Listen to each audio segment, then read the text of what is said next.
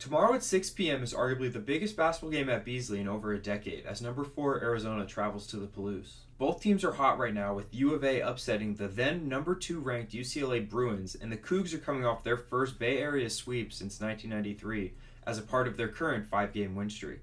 Head coach Kyle Smith mentioned the potential home court advantage the Cougs could see in his pregame press conference yesterday. We should be loud and rocking. I think our students will be out there.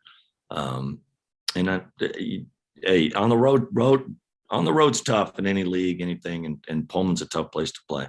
While at the women's game, Justin Treat shared his excitement around Cougar basketball. Yeah, I'm definitely excited about 2 ranked teams in a row coming to Pullman.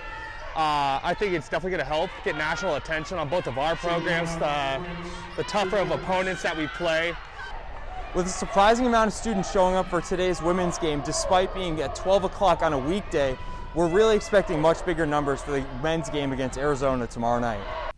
Coach Smith also addressed the obvious tournament implications of this game and what that means for WSU basketball. I think it's great for our program, just to be in that conversation and played well enough. Whatever the net came out as, got us in the conversation. We obviously need to win. With these last 10 games, we're probably going to have to perform well. We've got a lot of opportunities with some quad ones and quad twos, mostly quad ones.